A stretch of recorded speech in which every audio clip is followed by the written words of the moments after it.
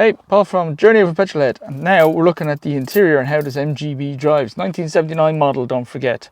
So, rubber bumper, but this is the modified version. See the previous video we had in this series where we went through all the power upgrades and all the modifications.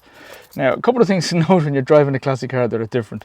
First of all, you got a whole lot of keys, right? There's 5 keys in this car. There's actually only 4 because both of these are for the doors, but that's the ignition, that's the door, that's the fuel tank, that's the boot lid.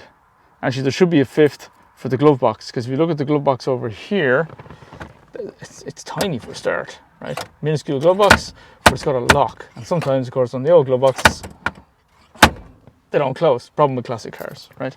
Now, you also don't have the push button start or any of that kind of stuff. It has to go in the ignition, and this is where the choke comes in, okay? So, the car, I think, is cold because it's been sitting in the seat now for a while. So if you look at the choke cable here, what we're going to do, we're going to turn the key and we get this light. That tells me the fuel pump is now active, right? But the car won't start without the choke. So pull the choke straight out and lock it in position. Make sure you're in neutral. Okay, started. It's not happy. Okay, and that's because I didn't close the choke fast enough. In some classic cars, the choke has to be open for a long time. In some classic cars, it doesn't. Okay. Okay. In this case, I didn't use the choke. It didn't need it. Right. Sometimes you need it. Sometimes you don't. Don't leave it out for as long as it did. That's why I did that on purpose, to show you the problem. Right. Now, you also remember I said this was different. So if you can hear this, right. MGBs don't sound like that as normal. So we have 2 things going on here. We've deleted the muffler through the long center branch exhaust system, right? So it's louder and it's clearer air coming straight out. And we have a road cam, a fast road cam in the engine. So you'll hear as the engine revs go up, you'll hear it on the test drive now. The other thing I said to watch out for is the oil pressure gauge. When the engine is running, the oil pressure gauge needs to be at 50. There's the oil pressure gauge. That needs to be at 50. If that drops down here, either your oil pressure is stuffed or you just don't have enough oil to give you enough pressure. So in this car, we've noticed if the engine starts to run a bit low of oil, that comes down a wee bit. And it's a classic car. A couple of things to keep in the boot: spare oil, spare water, screwdriver to get to the battery, spanner to undo the battery. Okay, with those things you're laughing. Now, as I said in a previous video, I don't like the steering wheel. It's 1970s design. It's nasty. It's just for a good example of where driving gloves comes in very handy.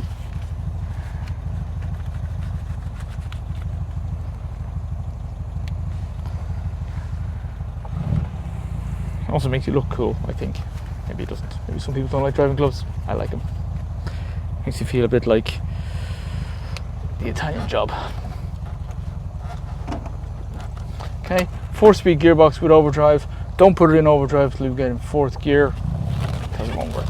And finally, one other thing to notice: you won't have power steering. Now in an MG, the steering is quite light. In some classic cars, it won't be. So turning the wheel while the car isn't moving, not a great idea. When I was taught to drive a million years ago, there wasn't power steering. Get the car moving slightly and then turn the wheel. You're not fighting the rubber staying in the same place on the road. Okay, so we're driving on the open road now, and I'm coming up to the top end of my rev range in 4th gear. Okay, I'm going to use overdrive. This is how you do it. So the overdrive switch is here, and literally what I'm going to do, speed up, come off the accelerator a wee bit. And if you can hear the difference in the engine noise, that's it. I'm now in overdrive. Okay, that's how you use your overdrive. There's no reason to go near the clutch. Just come off the accelerator a little bit. Okay, so the engine doesn't go wee, just makes it sound better and it's more comfortable for the drivers. If you want to go down out of overdrive, let's just slow down a bit here. Literally let the engine revs drop down to about 2,000 in this particular car. Flip the switch and you'll see the engine range go up. That's it. That's how you use overdrive. In and out, right? In this car, overdrive works only on 3rd and 4th.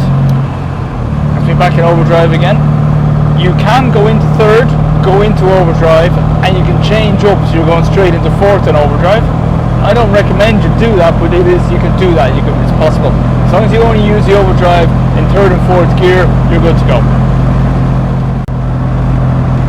And the other thing you notice in original classic cars with no mods, you can't keep up with modern traffic.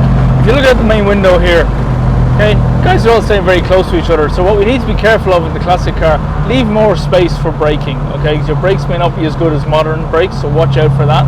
We are only running DOT4 fluid, and we only have brake drums in the back of this and discs on the front, so just leave yourself more space.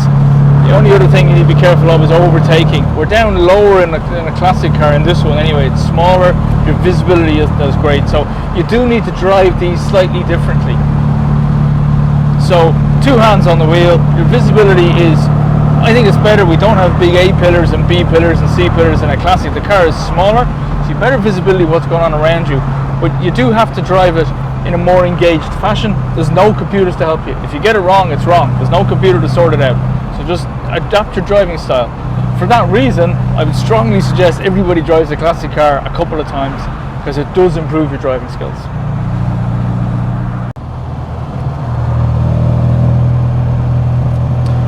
Now, you'll remember I said this had a fast road cam fitted, so if you listen to the engine, I don't know how much you can hear on the video, but if you listen to this noise,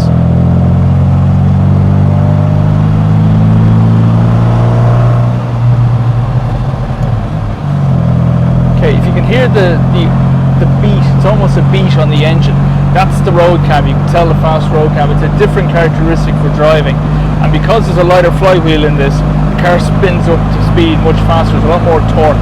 Right? It's no longer your 95 horsepower B series 1.8 engine with twin SU carbs.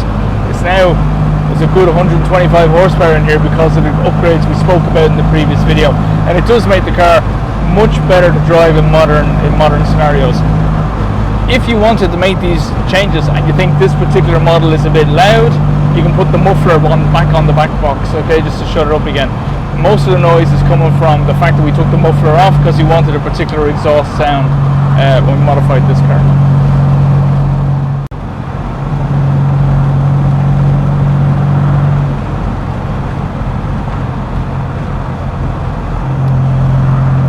So that's kind of it for the driving of the classic car. You'll note it's a smaller interior, it's got less driver aids, in fact it's got no driver aids. The only assistance we have here is a brake servo, everything else we do ourselves. Right? So in driving a classic, certainly a modified one, it keeps up with modern traffic better, but a non-modified one won't keep up with modern traffic as well. Just remember to leave a braking distance. Remember you don't have power steering in most instances, so get the car moving before you turn the wheel, and enjoy it. Classic car driving is all about back to driving enjoyment, back to driving basics. I strongly recommend everybody tries this a couple of times on various different classics with various different power settings, because it rekindles the love of driving. It certainly has in my case. I wish this one was mine, because if it wasn't, or rather if it was, I'd just hang on to it. This is really nice.